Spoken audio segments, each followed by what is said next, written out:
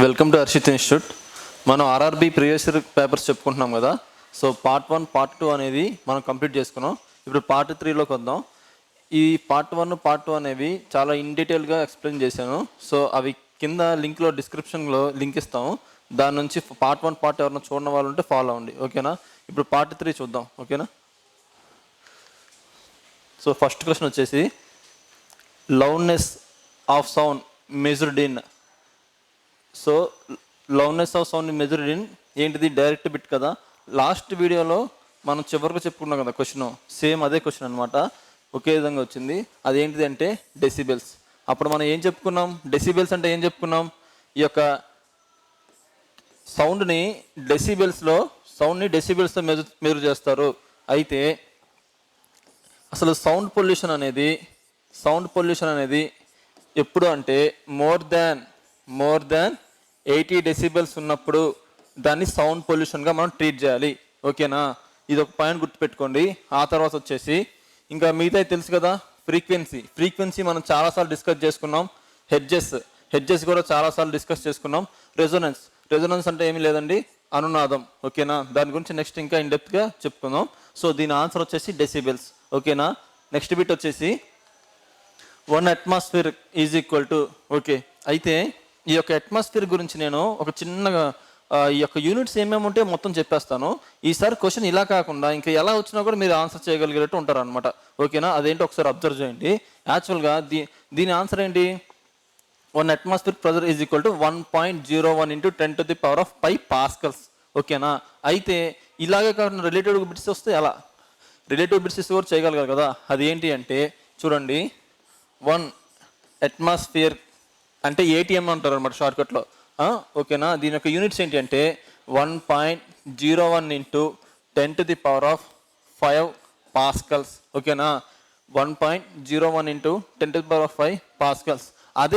ఇదే అట్మాస్ఫియర్ ప్రెషర్ని మనం బార్స్లో చెప్పాలి అంటే, ఒకవేళ వాళ్ళు ఎగ్జామినర్ బార్స్లో అడిగితే ఎంత అంటే 10⁵ పాస్కల్స్, 10⁵ పాస్కల్స్. ఇదే బార్లో కాకుండా అట్మాస్ఫియర్లో కాకుండా వాళ్ళు టార్స్లో అడిగారు అనుకోండి, 1 torr is equal to 133 pascals, 133 pascals. అయితే ఇవన్నీ ట్రెడిషనల్ మెథడ్స్, ఈ మూడు కూడా ట్రెడిషనల్ మెథడ్స్ అంటే పాత పద్ధతిలో కొలిచే పద్ధతులు అనమాట. ప్రజెంట్గా ఈ మూడింటికంటే ఈ యొక్క అట్మాస్ఫియరిక్ ప్రెజర్ని దేనిలో కొలుస్తున్నారంటే, అది ఒకసారి ఇవి రాసుకోండి, తర్వాత మీతో చెప్పుకుందాం. ఈ మూడింటి తర్వాత ఈ మూడు కూడా ఎగ్జామ్లో ఇంపార్టెంటే, కాకపోతే ఇవి ఓల్డ్ మెథడ్స్ అనమాట. అయితే న్యూగా ఇప్పుడు ఫాలో అవుతుంది ఏంటిదంటే అట్మాస్ఫియర్ ప్రెజర్కి సెంటీమీటర్ ఆఫ్ హెచ్జి అంటారు. ఇది ఎంత అంటే 76 సెంటీమీటర్స్, ఓకేనా. తర్వాత ఎంఎం ఆఫ్ హెచ్జి అంటారు, అంటే మిల్లీమీటర్ ఆఫ్ హెచ్జి. దీన్ని ఏమంటారు అంటే 760 ఎంఎం మిల్లీమీటర్, ఓకేనా.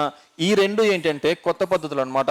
ఈ యొక్క అట్మాస్ఫియరిక్ ప్రెజర్ని మెజర్ చేయడానికి పాత పద్ధతి వచ్చేసి ట్రెడిషనల్గా ఎప్పటి నుంచో ఫాలో అవుతున్న పద్ధతులు ఏంటి అంటే అట్మాస్ఫియరిక్ ప్రెజర్. అదే అడిగారు. అట్మాస్ఫియరిక్ ప్రెజర్ అంటే 1.01 × 10⁵ పాస్కల్స్, ఓకేనా.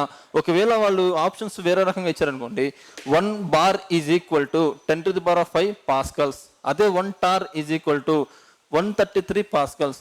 అయితే ఇవి లేటెస్ట్గా మనం ఇప్పుడు మెజర్ చేసే పద్ధతులు కాబట్టి ఇవి కూడా తెలుసుకుంటే మంచిది. ఏంటిది అంటే సెంటీమీటర్ ఆఫ్ హెచ్జి, దాని 76 centimetres, MM of HG 760 millimetres, ఓకేనా. ఓకే, దీని ఆన్సర్ ఇది. నెక్స్ట్ వచ్చేసి next bit 1 HP is equal to, నేను ఫస్ట్ ప్రీవియస్ ఇయర్ వీడియోలో కాకుండా ఫస్ట్ వీడియోలో దీని గురించి ఇన్డెప్త్ అనాలిసిస్ ఇచ్చేసాను. అదేంటిది అంటే okay, 1 HP is equal to ఎంత? 1 HP is equal to 746 watts. ఎవరైనా చూడని వాళ్ళు ఉంటే లింక్ కింద ప్రొవైడ్ చేస్తారు, దాన్ని వెళ్ళి చూడొచ్చు, ఓకేనా. ఇక్కడ 1 HP ఏంటి అంటే 746 వాట్స్. ఎక్కడుంది ఆప్షన్? ఇదిగోండి, వాట్స్, ఓకేనా. ఒక్కొక్కసారి వాట్స్ అని ఇవ్వకపోతే ఇలా ఇవ్వచ్చు, 746 జౌల్ బై సెకండ్, ఇలా కూడా ఇవ్వచ్చు, ఓకేనా. ఎందుకంటే వాట్స్ ఈజ్ ఈక్వల్ టు మనం ఏమంటాం, జౌల్ బై సెకండే కదా. సో ఇలా కూడా ఇస్తే మీరు కన్ఫ్యూజన్ మాత్రం అవ్వద్దు, ఓకేనా. దీని ఆన్సర్ 746 వాట్స్, ఓకేనా. నెక్స్ట్ బిట్ వచ్చేసి 1 డయాప్టర్ ఈజ్ ఈక్వల్ టు, యాక్చువల్గా ఈ యొక్క డయాప్టర్ని ఎక్కడ యూజ్ చేస్తామంటే లెన్స్, పవర్ ఆఫ్ లెన్స్ని యూస్ చేయడానికి ఈ డయాప్టర్ని యూస్ చేస్తాము అన్నమాట. ఎలాగైతే సౌండ్కి మనం దేన్ని యూస్ చేస్తాం, డెసిబెల్స్ కదా మెజర్మెంట్ యూనిట్స్, అలాగే ఈ యొక్క ఆప్టికల్ లెన్స్కి మనం ఈ యొక్క డయాప్టర్ని యూస్ చేస్తాం అనమాట. Dioptre is equal to 1/f అంటారు. 1/f ఇది గుర్తుపెట్టుకోండి. ఇక్కడ ఎఫ్ అంటే ఏంటంటే ఫోకల్ లెంత్. ఎఫ్ అంటే ఫోకల్ లెంత్ చాలా చాలా ఇంపార్టెంట్. దీని గురించి లైట్ అనే టాపిక్ వచ్చినప్పుడు చెప్తాను. ఈ ఫోకల్ లెంత్ గురించి, ప్రిన్సిపల్ యాక్సిస్ గురించి, ఆ తర్వాత సెంటర్ ఆఫ్ కర్వేచర్ గురించి, ఈ యొక్క ప్రిన్సిపల్ ఫోకస్ గురించి చెప్పాలంటేనే 2 hours దాకా పడుతుంది. కాకపోతే ఇక్కడ పాయింట్ టు పాయింట్ ఇప్పుడు మాత్రం వెళ్దాము, ఓకేనా. సో ఇక్కడ అయితే ఈ 1/f అనేది, ఈ ఎఫ్ అనేది కూడా ఎప్పుడు మీటర్స్లోనే ఉండిద్ది, ఓకేనా. ఒకవేళ మీటర్స్లో లేకపోతే ఎలా ఉండిద్ది అంటే 1 dioptre is equal to 100 focal length. కాకపోతే ఇది సెంటీమీటర్స్లో ఉండిద్ది. సెంటీమీటర్స్ వచ్చినప్పుడు పైన 100 వస్తుంది అనమాట, ఓకేనా. అది సో ఇక్కడ ఏమి ఇచ్చారు, మీటర్స్లో అడుగుతున్నారు కదా. సో ఆన్సర్ ఏమైంది 1/మీటర్. సో ఇది కదా 1/మీటర్, ఓకేనా. అది ఎఫ్ అంటే స్మాల్ ఎఫ్తోనే సూచించండి ఎప్పుడు కూడా, క్యాపిటల్ ఎఫ్ వద్దు. క్యాపిటల్ ఎఫ్కి వేరే ఇండికేషన్ ఉంది లైట్లో, ఓకేనా. Small F is equal to focal length. దీనికి ఆన్సర్ ఏంటిది 1 మీటర్ ఇన్వర్స్, ఓకేనా. నెక్స్ట్ వచ్చేసి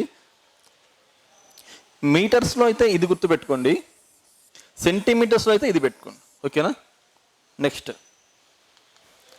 what does a metre equal to, యాక్చువల్గా క్వశ్చన్ని రివర్స్లో అడిగారు అనమాట. ఇది అయితే ఏంటి అంటే 1 mm ఈజ్ ఈక్వల్ టు అంటే 1 మైక్రోమీటర్ అంటారు, ఎంఎం కాదు, 1 మైక్రోమీటర్, ఓకేనా. 1 మైక్రోమీటర్. వీటినే మైక్రాన్స్ అని కూడా అంటారు. దీన్ని ఎలా చూపిస్తారంటే ఈ సింబల్తో చూస్తారు, మ్యూ మీటర్ ఈ సింబల్తో చూపిస్తారు. చాలాసార్లు కూడా అడిగారు.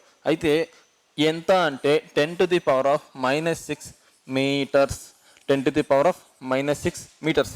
కానీ అడిగింది ఇది ఇక్కడ అది కాదు. ఏం అడిగారంటే మీటర్ ఈజ్ ఈక్వల్ టు అన్నారు, కానీ ఇక్కడ ఏంటిది 1 మైక్రోమీటర్ ఈజ్ ఈక్వల్ టు ఇది. కానీ ఇక్కడ ఏమడిగారు మీటర్ అంటే ఎంత అన్నాడు, అప్పుడేమైంది రివర్స్ అయిపోయింది అనమాట.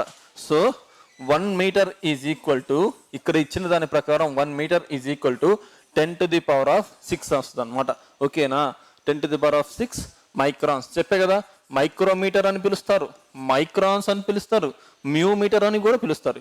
మూడిట్లో ఏది పిలిచినా కూడా ఒకటే అనమాట. సో ఇక్కడ ఆన్సర్ ఏంటి 10⁻6. దయచేసి ఇది మాత్రం కన్సిడర్ చేయొద్దు, ఎందుకంటే బిట్ చదవడం చాలా ఇంపార్టెంట్.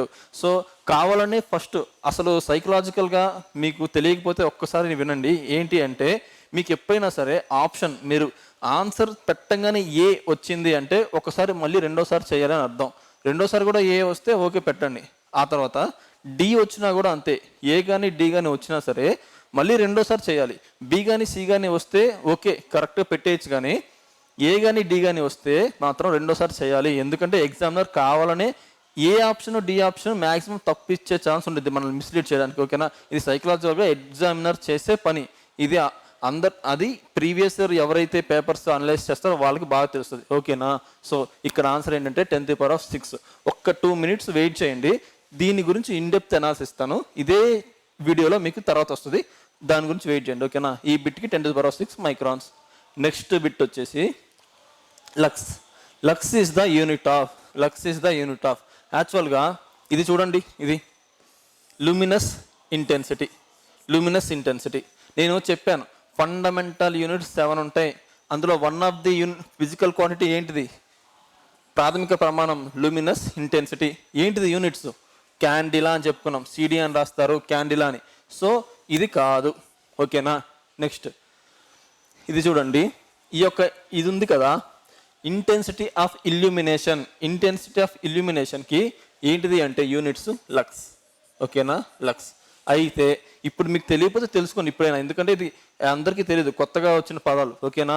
సరే నెక్స్ట్ వచ్చేసి లూమినస్ ఎఫిషియన్సీ. ఈ యొక్క లూమినస్ ఎఫిషియన్సీకి యూనిట్స్ ఏంటంటే లక్స్ బై వాట్, ఓకేనా. నెక్స్ట్ ఈ యొక్క లూమినస్ ఫ్లక్స్కి ఏంటిది అంటే ఇంటెన్సిటీ ఆఫ్ ఇల్యూమినేషన్కి లక్స్ అండ్ లూమినస్ ఎఫిషియన్సీకి lux by what.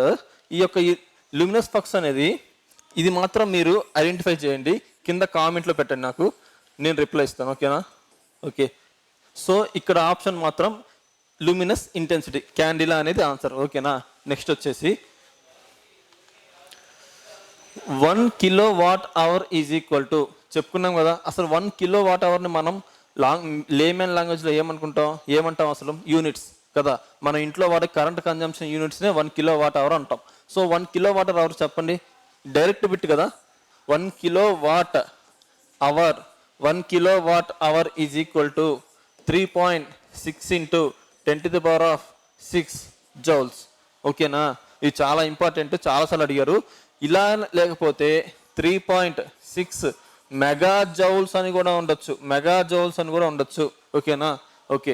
Next bit వచ్చేసి 1 kW. ఓకే, 1 kW అంటే ఎంత? 1 kW is equal to 1000 watts. ఇది అందరం నేర్చుకున్నాం. కానీ అక్కడ ఏమి ఇచ్చారు? వాట్స్లో ఇచ్చారా? ఆప్షన్స్ ఎక్కడైనా వాట్స్ కనిపిస్తుందా? కనిపించట్లేదు కదా. సో మీకు అందరికీ తెలుసు జౌల్ బై సెకండ్ని ఏమని పిలుస్తారు? వాట్. జౌల్ బై సెకండ్ని వాట్ అని పిలుస్తారు. ఒకవేళ మర్చిపోతే మళ్ళీ చెప్తున్నా చూడండి ఎలా వచ్చింది అంటే,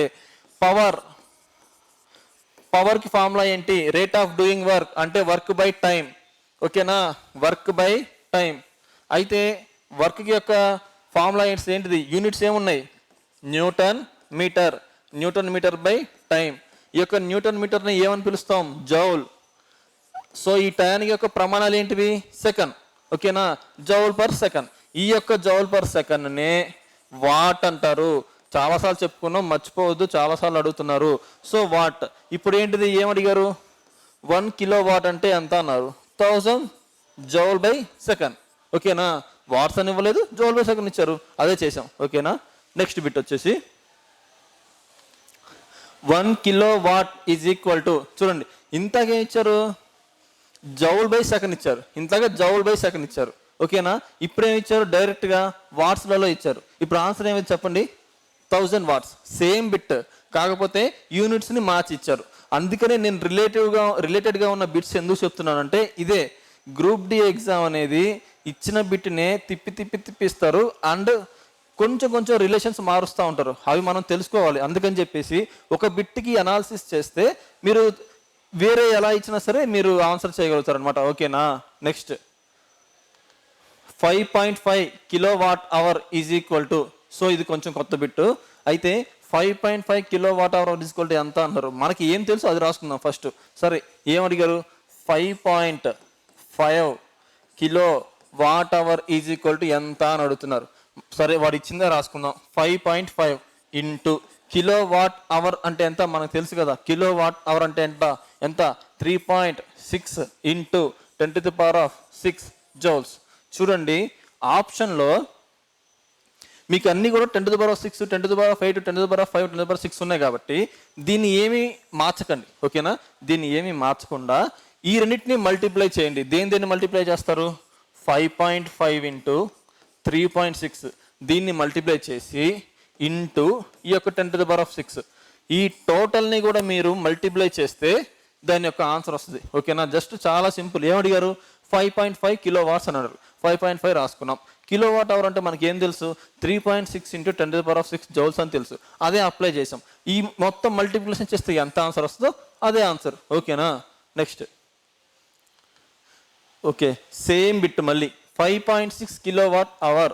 5.6 kWh 5.6ని అలాగే రాసుకుందాం. ఇంటూ kWh అంటే మనకి ఏం తెలుసు? 3.6 ఇంటూ 10⁻⁶ జౌల్స్ కదా. 3.6 ఇంటూ 10⁻⁶ జౌల్స్. సో దీన్ని మల్టిప్లై చేయండి. దీన్ని మల్టిప్లై చేస్తే వచ్చే ఆన్సరే అదవుతుంది. మల్టిప్లై మాత్రం చేయండి. ఓకేనా? నెక్స్ట్ వచ్చేసి 1 Newton ఈజ్ ఈక్వల్ టు, చూడండి మనం కనీసం 10 నుంచి 15 సార్లు చెప్పుకున్నాం దీని గురించే. మీరు డైరెక్ట్గా బిట్టు పెట్టగలగాలి. 1 Newton అంటే ఎంత అసలు? 1 Newton is equal to kg metre by second square. Last 2 వీడియోస్లోనూ దీని గురించి నేను చాలాసార్లు ఎక్స్ప్లెయిన్ చేశాను. న్యూటన్ సెకండ్లా వచ్చినప్పుడు దీని గురించి ఎక్స్ప్లెయిన్ చేశాను. ఓకేనా? చాలాసార్లు ఎక్స్ప్లెయిన్ చేశాను. అలాగే వర్క్ వచ్చినప్పుడు కూడా ఎక్స్ప్లెయిన్ చేశాను. వర్క్ అన్న ఫోర్స్ వచ్చినప్పుడు కూడా ఎక్స్ప్లెయిన్ చేశాను. ఓకేనా? ఓకే, ఇప్పుడు ఈ బిట్ ఎక్కడ నుంచి ఉంది? KG metre by second square. ఇదిగోండి, KG metre by second square. ఓకేనా. Next 4.6 kilo watt hour. ఈ బిట్లు చాలాసార్లు అడుగుతున్నారు. ఒకటే ఒక్క బిట్ ఏం తీసుకోలేదు, కావాలని 3-4 తీసుకున్నాం. ఎందుకంటే ఇచ్చిన బిట్స్ అన్ని తీసుకుంటే ఇలా ఇస్తున్నారని మీకు ఒక ఐడియా వస్తుంది కాబట్టి దాని మీద కాన్సన్ట్రేట్ చేస్తారనే ఉద్దేశం. ఓకేనా. ఓకే, ఇప్పుడు చూడండి, మళ్ళీ మీకు తెలుసు కదా 4.6 into kilo watt hour. Kilo watt hour అంటే ఎంత? 3.6 ఇంటూ 10⁻⁶ జౌల్స్. దీన్ని మల్టిప్లై చేస్తే ఆన్సర్ వచ్చేస్తుంది. ఓకేనా. నెక్స్ట్ బిట్ వచ్చేసి 2K watt hour. 2K watt hour. Okay, ఇంతకు బిట్టే కదా, ఒకసారి ట్రై చేయండి. ఏం చేస్తారు? 2 ఇంటూ 3.6 ఇంటూ 10⁻⁶ దీన్ని మల్టిప్లై చేస్తే ఆన్సర్ వస్తుంది. ఓకేనా. Next same bit 4.2 kilo watt hour. 4.2 kilo watt hour. 4.2 into 3.6 into 10⁻⁶ దీన్ని మల్టిప్లై చేయండి, ఆన్సర్ వస్తుంది. ఓకేనా. దీన్ని మాత్రం కన్సిడర్ చేయొద్దు, ముందు వీటిని మల్టిప్లై చేయండి, ఆటోమేటిక్గా ఆన్సర్ వస్తుంది. ఓకేనా. నెక్స్ట్ వచ్చేసి 1 నానోమీటర్ ఈజ్ ఈక్వల్ టు, చూడండి 1 నానోమీటర్ ఈజ్ ఈక్వల్ టు ఎంత అని అడుగుతున్నారు. 1 నానోమీటర్ ఎంత చెప్పండి? 1 nanometre is equal to 1 nanometre is equal to 10⁻⁻⁹ metres. 10⁻⁻⁹ metres ఎక్కడుంది? దీన్ని ఎలా రాసుకోవచ్చు? 1/10⁹గా కూడా రాసుకోవచ్చు కదా. సో ఆన్సర్ ఏంటి? ఇది. అయితే దీని ఆన్సర్ ఇది అయిపోయిందా? అయితే ఈసారి బిట్ ఇలాగే ఇస్తారు, నేటి గ్యారంటీ. అసలు మీటర్స్లో ఎన్నో రకాలు ఉన్నాయి. డెసిమీటర్ అని, సెంటీమీటర్ అని, మిల్లీమీటర్ అని ఎన్నో రకాలు ఉన్నాయి. ఇదే ఇస్తారని అసలు నానోమీటర్ అయినా ఇస్తారని గ్యారంటీ ఏంటి? మీటర్ గురించి ఏమైనా అడగచ్చు కదా. ఈసారి ఎప్పుడైనా సరే మీకు ఒక బిట్ మీటర్ మీద వచ్చింది అంటే అసలు మిస్ అవ్వకుండా ఉండడానికి ఉన్న ఇన్ఫర్మేషన్ అంతా చెప్తాను. 2 minutes స్పెండ్ చేయండి. మొత్తం మీకు ఈసారి ఇలాంటి రిలేటివ్ బిట్స్ ఎన్ని వచ్చినా కూడా మీరు చేయగలుగుతారు అనమాట. ఇక్కడ నానోమీటర్ వచ్చింది కదా, అయిపోయింది కదా అంటే కుదరదు. ఈసారి సెంటీమీటర్ అడగచ్చు, డెసిమీటర్ అడగచ్చు, పెక్టోమీటర్ అడగచ్చు, ఇంకా ఉన్నాయి కదా, యాంగ్స్ట్రామ్ యూనిట్స్ అడగచ్చు, ఇలా ఉన్నాయి కదా. సో అవేంటో ఒకసారి చూడండి. ఓకేనా. జస్ట్ 2 minutesలో నేను మీకు స్పీడ్గా ఎక్స్ప్లెయిన్ చేస్తాను. ఇదంతా మీ ఇన్ఫర్మేషన్ ఏదో ఒక బిట్ ఏదో ఒక ఎగ్జామ్లో మీకు యూజ్ అయ్యిద్ది అనమాట. అదేంటో రాసుకోండి. ఓకేనా. అసలు మీటర్ అంటే ఏంటమ్మా? ఫస్ట్ వచ్చేసి మీటర్. అసలు మీటర్ అంటే ఏంటి? మీటర్ అంటే ఏంటంటే platinum plus iridium. Platinum plus ఇరీడియంతో కలిపిన ఒక రాడ్నే మనం మీటర్ అంటాం. ఇది ఫ్రాన్స్లో ఇంటర్నేషనల్ అంటే అంతర్జాతీయ తూనికల సంస్థ ఒకటి ఉంది ఫ్రాన్స్లో. దానిలో ఇక్కడ 0 డిగ్రీ సెంటీగ్రేడ్ దగ్గర దీన్ని భద్రపరుస్తారు. ఎందుకు సార్ 0 డిగ్రీ సెంటీగ్రేడ్ దగ్గర భద్రపరచాలి అంటే మొత్తం అంతర్జాతీయంగా అంటే మొత్తం వరల్డ్ వైడ్గా మీటర్ అంటే మన కొలమానం ఇదే. దీన్నే మనం బేస్గా తీసుకుంటాం. ఎక్కడైనా ఏదైనా డిస్ప్యూట్స్ వస్తే దీన్నే మనం బేస్గా తీసుకుని కంపేర్ చేస్తాం. అలాంటప్పుడు ఇదే ఎక్స్పాన్షన్ కానీ ఇంకేదన్నా అయితే కుదరదు కదా. సో -degreesలో పెడితే అది కంప్రెస్ అయిపోయింది, లేదు పాజిటివ్ డిగ్రీస్లో పెడితే అదేంటి ఎక్స్పాండ్ అయిపోయింది. సో ఆ మెజర్మెంట్ కుదరదు కదా. అందుకని చెప్పి కూడా ఎప్పుడు 0 degrees దగ్గర మెయింటైన్ చేస్తారు. ఓకేనా. అయితే ఇది మీటర్ అంటే. అయితే ఈ మీటర్లో ఇంకా ఎలా ఉంటాయి చూడండి. ఫస్ట్ వచ్చేసి decimetre. 1 decimetre is equal to 10⁻⁻1 metres. 1 decimetre is equal to 10⁻⁻1 metres. Second one వచ్చేసి సెంటీమీటర్. సెంటీమీటర్ అంటే 10⁻⁻2 మీటర్స్. 10⁻⁻2 మీటర్స్. ఇంకా థర్డ్ వన్ వచ్చేసి మిల్లీమీటర్. మిల్లీమీటర్ అంటే 10⁻⁻3 మీటర్స్. 10⁻⁻3 మీటర్స్. ఆ తర్వాత వచ్చేసి మైక్రోమీటర్. ఇంతకు కూడా ఈ బిట్ వచ్చింది మైక్రోమీటర్ అని. దీన్నే ఏమంటాం? మైక్రాన్స్ అని కూడా అంటాం. దీని యొక్క సింబల్ ఏమని చెప్పాను? మ్యూ మీటర్ అని కూడా అంటారు అని చెప్పాను. చాలా ఇంపార్టెంట్. మైక్రాన్స్ అనే వర్డ్ చాలా ఇంపార్టెంట్, మన నిత్య జీవితంలో చాలా వాడతాం. ఫర్ ఎగ్జాంపుల్ మనం పాలిథిన్ బ్యాగ్స్ వాడతాం, సింగిల్ యూసేజ్ ఆఫ్ ప్లాస్టిక్ వాడతామా? మైక్రాన్స్.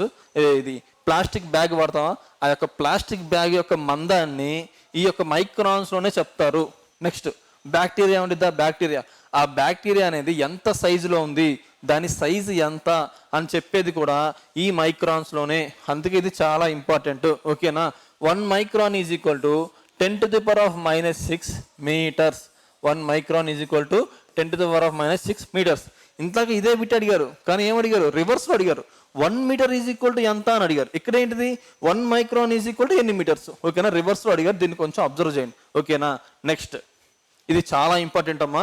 దీని ఎగ్జాంపుల్స్ ఏంటంటే బ్యాక్టీరియా సైజు దీనిలోనే కొలుస్తాం, పాలిథిన్ బ్యాగ్స్ యొక్క సైజు కూడా దీనిలోనే కొలుస్తాం. ఓకేనా, నెక్స్ట్ వచ్చేసి 5th వన్ నానోమీటర్. అసలు దీని గురించే కదా మనం చెప్పుకుంటున్నాం. ఈ యొక్క నానోమీటర్ వచ్చిందనే కదా ఇంకా ఎలా అడుగుతారో చెప్తున్నాం. సో దాని గురించి చెప్తాం. నానోమీటర్ అంటే 1 నానోమీటర్ ఈక్వల్ టు 10⁻⁻9 10⁻⁻9 మీటర్స్. ఓకేనా, నెక్స్ట్ వచ్చేసి యాంగ్స్ట్రామ్ యూనిట్స్.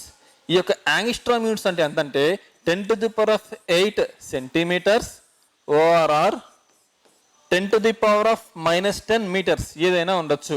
ఓకేనా, 10⁻⁻8 సెంటీమీటర్స్ 10⁻⁻10 మీటర్స్. దీని యూసేజ్ ఏంటి? ఇది చాలా ఇంపార్టెంట్. దీని యూసేజ్ ఏంటి అంటే ఫర్ ఎగ్జాంపుల్ ఇది ఒక రేడియస్ యొక్క న్యూక్లియస్ అనుకోండి, ఆటం యొక్క న్యూక్లియస్ అనుకోండి. అయితే ఇది ఆటం. ఓకేనా, అయితే ఈ యొక్క ఆటం యొక్క రేడియస్ని కొలవడానికి ఈ యొక్క యాంగ్స్ట్రామ్ యూనిట్స్ వాడతాము. అంటే ఏంటి అంటే న్యూక్లియస్కి కూడా సెంటర్ ఉండిద్దా, ఆ న్యూక్లియస్ నుంచి ఇక్కడ వరకు, అంటే ఇదే కదా రేడియస్ అంటే. ఒక ఆటం యొక్క రేడియస్ ఎంత డిస్టెన్స్ అనేది కొలవడానికి ఈ యొక్క యాంగ్స్ట్రామ్ యూనిట్స్ వాడతాం. ఓకేనా, సో ఇది చాలా ఇంపార్టెంట్. నెక్స్ట్ వచ్చేసి ఇంకా ఏమున్నాయి యాంగ్స్ట్రామ్ యూనిట్స్ తర్వాత పిక్టోమీటర్ అంటే ఎంత అంటే 10⁻⁻12 మీటర్స్. 10⁻⁻12 మీటర్స్. నెక్స్ట్ వచ్చేసి ఏముందంటే ఫెర్మి. ఫెర్మి యొక్క ఇంపార్టెన్స్ ఏంటి?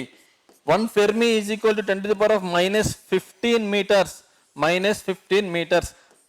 ఓకేనా, అయితే దీన్ని ఎలా వాడతాం? ఫర్ ఎగ్జాంపుల్ సేమ్ అదే తీసుకోండి. ఇది ఒక న్యూక్లియస్, ఇది ఒక ఆటం యొక్క న్యూక్లియస్. దీన్ని ఏం చెప్పాం? న్యూక్లియస్ నుంచి ఈ మొత్తం రేడియస్ని కనుక్కోవడానికి యాంగ్స్ట్రామ్ని వాడతాం అని చెప్పామా?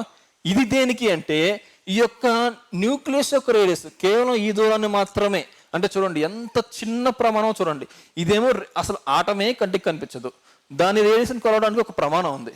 ఆ తర్వాత ఆటంలో ఉన్న న్యూక్లియస్ే కనిపించదు, మళ్ళీ ఆ న్యూక్లియస్ కూడా రేడియేషన్ కనుక్కోవడానికి యూజ్ చేసే ప్రమాణం ఫెర్మి. సో అందుకే దీన్ని ఏమంటారంటే పొడవు దూరాన్ని కొలవచేటప్పుడు అతి చిన్న ప్రమాణం ఏంటిది అంటే ఫెర్మి. ఇంకొకటి ఈ యొక్క ఫెర్మి యొక్క ఇంపార్టెన్స్ గుర్తుపెట్టుకొని ఏదో ఒక చోట ఇవ్వచ్చు. అదేంటి అంటే న్యూక్లియర్ రియాక్టర్ని కనిపెట్టింది కూడా ఈ ఫెర్మీనే. ఓకేనా, సో న్యూక్లియర్ రియాక్టర్ని కనిపెట్టింది ఫెర్మియే అండ్ పొడవుని అతి చిన్న ప్రమాణం కూడా ఫెర్మియే. అది ఎంత అంటే 10⁻15 మీటర్స్. ఓకేనా, ఇంకా మీకు తెలుసు కదా చివరిగా పార్సెక్ గురించి అందరికీ తెలుసు, ఆల్రెడీ చెప్పుకుని దీని గురించి ఎక్స్ప్లెయిన్ చేయాల్సిన అవసరం ఏం లేదు. ఈ పార్సెక్ అంటే ఎంత? 3.26 లైట్ ఇయర్స్. పొడవు గురించి అతి పెద్ద ప్రమాణం పార్సెక్. ఓకేనా, ఇది మీటర్ గురించి ఒక మీటర్ అని తీసుకుంటే ఇంత ఉండిద్ది అనమాట. సో బిట్ ఇప్పుడు నానోమీటర్ అంటే ఇది ఒక పాయింట్ ఇచ్చేసారు నానోమీటర్ అని. ఇంకేం ఇవ్వరా? ఇస్తారు కదా, అందుకు మనం రిలేటివ్ బిట్స్ నేర్చుకోవాలి కదా. సో దాని యొక్క రిలేటివ్ బిట్స్ ఇవి. ఇక్కడ నుంచి బయటకు వెళ్ళడానికి మ్యాక్సిమం ఉండదు. ఓకేనా, నెక్స్ట్ బిట్ వచ్చేసి దీనికి ఇప్పుడు ఆన్సర్ ఏంటి చెప్పండి? ఇదిగోండి, దీనికి ఆన్సర్ 10⁻⁻9 మీటర్స్. ఓకేనా, నెక్స్ట్ కూలుంబ్ పర్ సెకండ్. నేను ఆల్రెడీ దీని గురించి నిన్న చాలాసేపు ఎక్స్ప్లెయిన్ చేశాను. కూలుంబ్ పర్ సెకండ్ ఒక్కసారి ఎవరన్నా చూడని వాళ్ళు ఉంటే ఆ యొక్క వీడియోని చూసి కూలుంబ్ పర్ సెకండ్ అనే టాపిక్ దగ్గర చూడండి. అది ఏంటిది అంటే కూలుంబ్ పర్ సెకండ్ అంటే ఏంటి? యాంపియర్. కూలుంబ్ పర్ సెకండ్ అంటే యాంపియర్. ఓకేనా, నెక్స్ట్ పికోమీటర్. ఇప్పుడే చెప్పాను పికోమీటర్ గురించి. పికోమీటర్ ఏం చెప్పాను? దీన్నే పికోమీటర్ అంటారు లేదా పిక్టోమీటర్ అని కూడా అంటారమ్మా. ఎలాగైనా అనొచ్చు. ఓకేనా, ఎలాగైనా అనొచ్చు. ఓకేనా, ఇక్కడ పికోమీటర్ ఇచ్చారు, నేను పిక్టోమీటర్ అని చెప్పాను అంతే. ఓకేనా, అయితే 1 పిక్టోమీటర్ లేదా పికోమీటర్ ఎంత అంటే 10⁻12 మీటర్స్. 10⁻−12 మీటర్స్. ఎక్కడుంది ఆప్షన్ 10⁻−12? -12. మైనస్ గుర్తుపెట్టుకోండి, ఇక్కడ చూడండి మైనస్ ఇవ్వలేదు, సో ఇది అనుకుంటాం మనం అందరం, ఓకేనా? కాదు, ఇది -12 మీటర్స్, ఓకేనా? నెక్స్ట్ ఇలా రిలేటెడ్గా బిట్స్ అడుగుతారని చెప్పేసి అలా కాన్సెప్ట్ నేను చెప్పాను, ఓకేనా? నానోమీటర్ ఒక్కటి చెప్పి వదిలేస్తే కుదరదు కదా. సో ఇప్పుడు ఫెక్టోమీటర్ కూడా ఇచ్చారు కదా, యూజ్ అయిందా లేదా? సో ఇలా చేసుకోవాలన్నమాట మీరు కూడా. 1 joule is equal to, so ఇది ఆల్రెడీ కూడా వచ్చింది, మళ్ళీ ఒక్కసారి 2 సెకండ్లు చెప్పేస్తుంది. 1 జౌల్, అసలు జౌల్ అంటే వేటికి ప్రమాణాలు చెప్పండి? జౌల్ అంటే వర్క్కి ప్రమాణాలు కదా. సో వర్క్ తీసుకుందాం. వర్క్ అంటే పనికి ప్రమాణం జౌలు. మరి పని అంటే ఏంటి? ఫోర్స్ ఇంటూ డిస్ప్లేస్మెంట్, అంటే బలము ఇంటూ స్థానభ్రంశం. ఈ యొక్క బలంకి ఏంటిది? న్యూటన్స్. మరి డిస్ప్లేస్మెంట్కి యూనిట్స్ ఏంటిది? మీటర్స్. అంటే ఈ యొక్క వర్క్కి ఏంటిది? Newton metres. అంటే దీని యొక్క ప్రమాణాలు న్యూటన్ మీటర్స్, ఓకేనా? ఈ యొక్క న్యూటన్ మీటర్స్నే మనం ఏమని పిలుస్తాం? జౌల్. ఈ యొక్క న్యూటన్ మీటర్ని మనం జౌల్ అని పిలుస్తాము, ఓకేనా? సో ఆన్సర్ ఎక్కడుంది? ఇక్కడ ఉంది, న్యూటన్ మీటర్, ఓకేనా? Next, A particular house hold has consumed 100 units of energy during 5 days.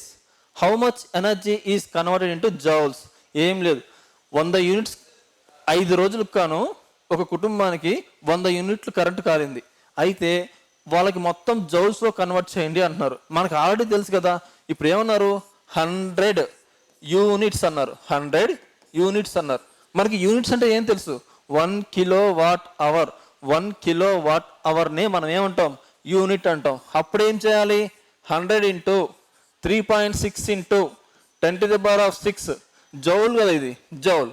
దీన్ని ఇంటూ చేస్తే వచ్చే ఆన్సరే దానికి ఆన్సర్ అనమాట, ఓకేనా? నెక్స్ట్ వచ్చేసి చాలా సింపుల్. 100 యూనిట్స్ అని అడిగారు. సరే, 100 న్యూమరికల్ వాల్యూ కాబట్టి 100 న్యూమరికల్ వాల్యూ తీసేసుకున్నాం. యూనిట్స్ అంటే మనకేం తెలుసు? 1 కిలోవాట్ అవర్ అని తెలుసు. 1 కిలోవాట్ అవర్ మనకు తెలుసు కదా, ఎంతో?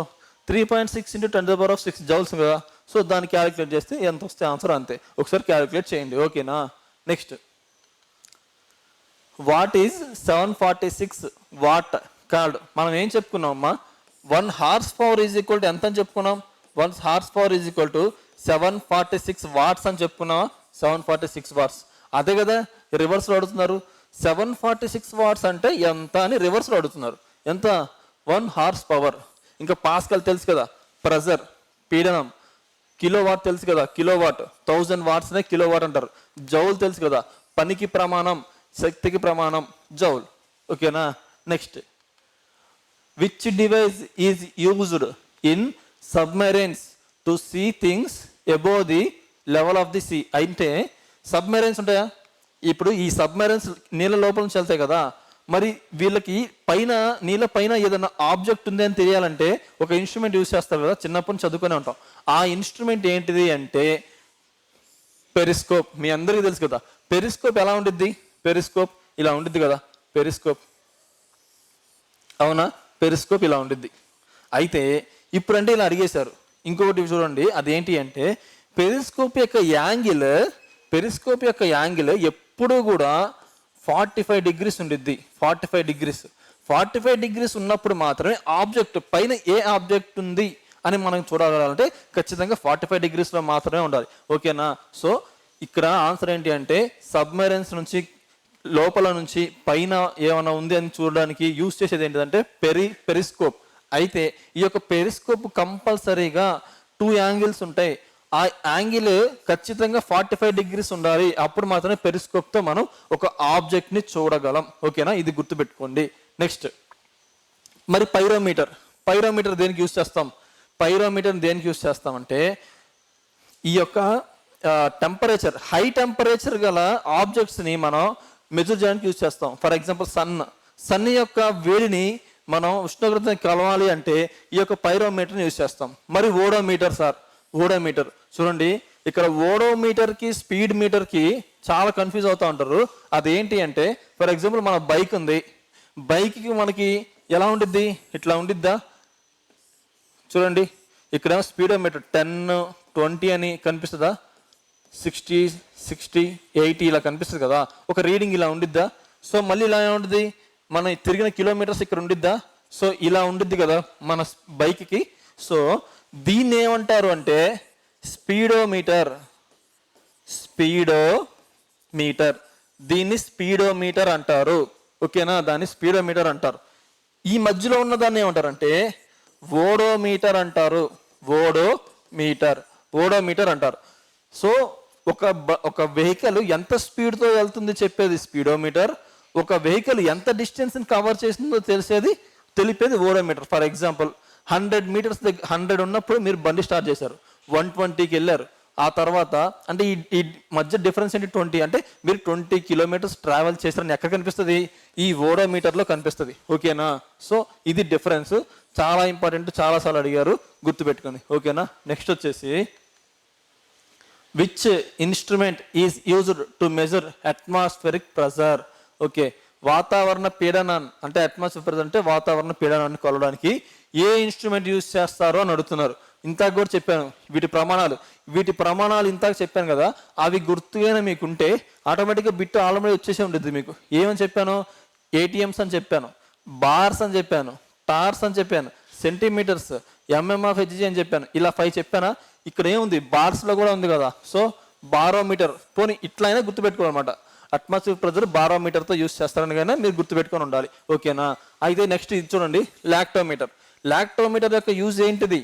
పాల స్వచ్ఛతను, పాలల్లో ఎంత వాటర్ కలిపారు, దాని యొక్క స్వచ్ఛత ఎంత అని తెలిపే పరికరమే లాక్టోమీటర్. అయితే ఈ లాక్టోమీటర్ గురించి మెయిన్గా 2 బిట్స్, చాలా ఇంపార్టెంట్ బిట్స్ ప్రీవియస్ ఇయర్లో అడిగారు. అవి ఏంటివి అంటే ఈ యొక్క లాక్టోమీటర్ అనేది పాల యొక్క స్వచ్ఛతను తెలుసుకోవడానికి యూజ్ చేస్తాం. ఫస్ట్ వన్, లాక్టోమీటర్ అనేది పాల యొక్క స్వచ్ఛతను తెలుసుకోవడానికి యూజ్ చేస్తాం. సెకండ్ వన్ వచ్చేసి ఈ యొక్క లాక్టోమీటరు ఏ ప్రిన్సిపల్ పైన, అంటే ఈ యొక్క లాక్టోమీటర్ పనిచేయడానికి గల ఉపయోగపడే ప్రిన్సిపల్ ఏంటిది అంటే, సూత్రం ఏంటిది అంటే వాటిని పవన సూత్రాలు అంటారు. పవన సూత్రాల మీద ఈ యొక్క లాక్టోమీటర్ అనేది పనిచేస్తూ ఉంటుంది అనమాట, ఆ సూత్రాన్ని ఆధారంగా. అయితే ఈ యొక్క పవన సూత్రాన్ని లాస్ ఆఫ్ ఫ్లోటేషన్ అంటారు. Laws of flotation. ఓకేనా, ఇవి ఇంపార్టెంట్. సో థర్మోమీటర్ తెలుసు కదా, టెంపరేచర్ని యూజ్ చేస్తారు. మల్టీమీటర్ తెలుసు కదా, మల్టీమీటర్ అనేది ఒకదానికి యూజ్ చేయరమ్మా, మోర్ దాన్ 2 ఎలక్ట్రిక్ డివైస్ని యూజ్ చేస్తారు. ఓకేనా, ఓకే, ఇది దాని యొక్క ఇంపార్టెన్స్. నెక్స్ట్ బిట్ వచ్చేసి which device is used to see the sun. సూర్యుని చూడడానికి మనం దేన్ని వాడతాం అని అంటున్నారు. సూర్యుని చూడడానికి మనం దేన్ని వాడతాం అంటే చూడండి, హెలికోస్కోప్ని సూర్యుని చూడడానికి వాడతాం. ఓకేనా, మరి మిగతాయి చూడండి, ఈ యొక్క టెలిస్కోప్ ఉంది కదా, ఈ యొక్క టెలిస్కోప్ని మనం దేనికి వాడతామంటే దూరంగా ఉన్న వస్తువుల్ని చూడడానికి, అంటే స్పేస్లో ఉన్న ప్లానెట్స్ని చూడడానికి కానీ ఇంకా ఆస్ట్రాయిడ్స్ చూడడానికి కానీ ఈ యొక్క టెలిస్కోప్ని వాడతాం. ఓకేనా, ఈ సన్ మీటర్ అవసరం లేదండి. నెక్స్ట్ ఈ స్ట్రప్టోమీటర్. ఈ యొక్క స్ట్రప్టోమీటర్ అంటే ఏంటి? ఈ స్ట్రప్టోస్కోపు ఇది చూడండి, ఇది ఎప్పుడు కూడా ఎవరు వినుండరు. ఇప్పుడు ఫర్ ఎగ్జాంపుల్ ఒక వెహికల్ చాలా స్పీడ్తో వెళ్తుంది. ఒక వెహికల్ చాలా స్పీడ్స్తో వెళ్ళినప్పుడు దాన్ని మనం అబ్జర్వ్ చేయగలమా? అది ఫ్రాక్షన్ ఆఫ్ సెకండ్స్లో 1 సెకండ్కి 10 కిలోమీటర్స్ 5 కిలోమీటర్స్ వెళ్ళిపోతే మనం అబ్జర్వ్ చేయలేము కదా. కానీ ఈ యొక్క స్ట్రాప్టోస్కోప్తో దాన్ని మనం అబ్జర్వ్ చేయొచ్చు. అంటే ఒక వెహికల్ చాలా స్పీడ్తో వెళ్తున్న దాన్ని కూడా మనం అబ్జర్వ్ చేయాలి అంటే ఈ యొక్క స్ట్రాప్టోస్కోప్తో యూజ్ చేయొచ్చు. ఓకేనా, నెక్స్ట్ బిట్ వచ్చేసి దీనికి ఆన్సర్ హెలికోస్కోప్. ఓకేనా, నెక్స్ట్ బిట్ వచ్చేసి which of the following is used to detect current in the circuit. Okay, ఒక సర్క్యూట్లో కరెంట్ ఉందో లేదో మనం ఎలా తెలుసుకుంటాము అంటే గాల్వనోమీటర్ ద్వారా తెలుసుకుంటాం.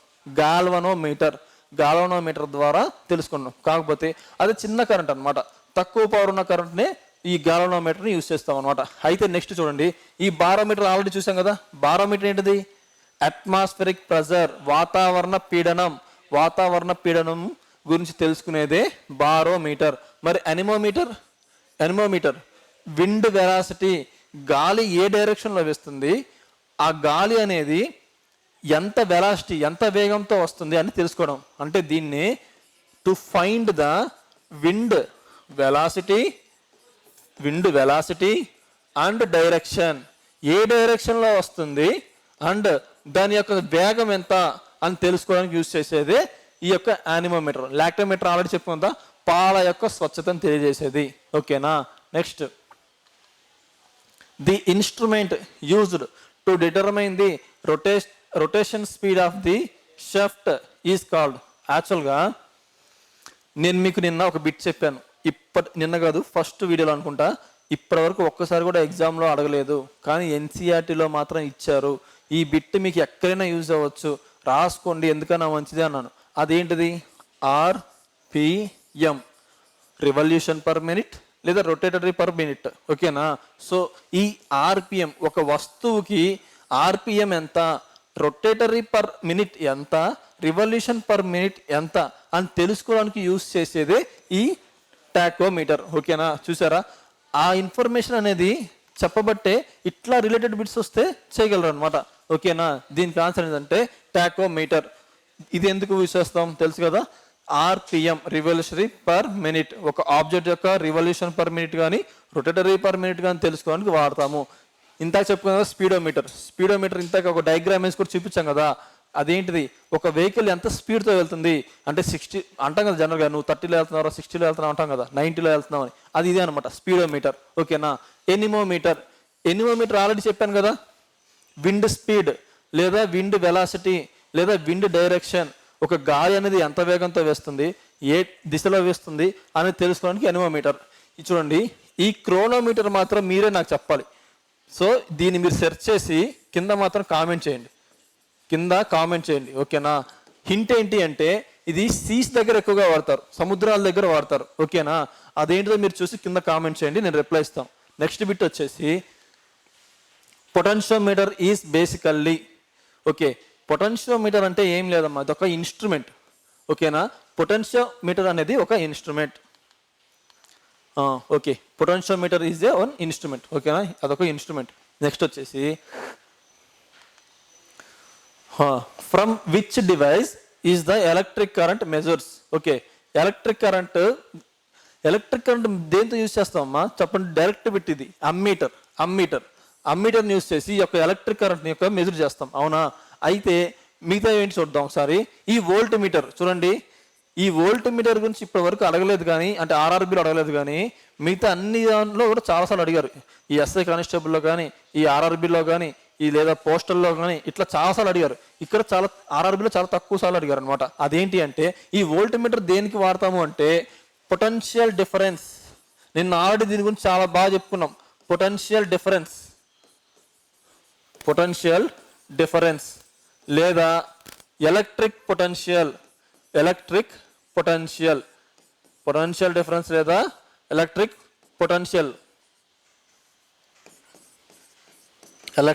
పొటెన్షియల్ మెజర్ చేయడానికి ఈ వోల్ట్ మీటర్ వాడతాం అన్నమాట.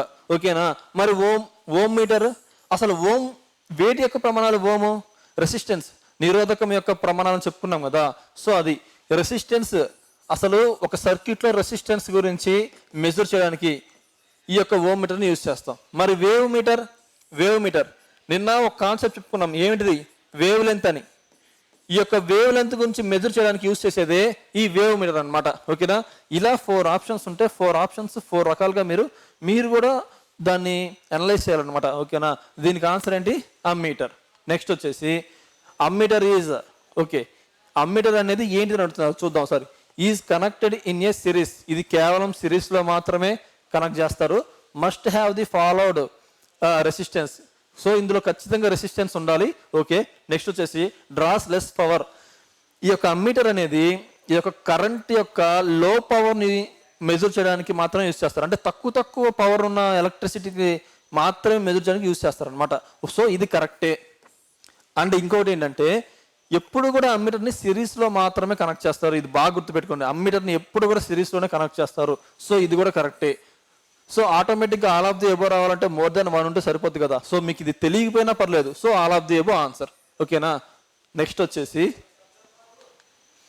What does stalagmometer is used to measure. యాక్చువల్గా ఈ యొక్క స్టాల్గమోనోమీటర్ ఉంది కదా, దీన్నే ఏమంటారంటే చూడండి,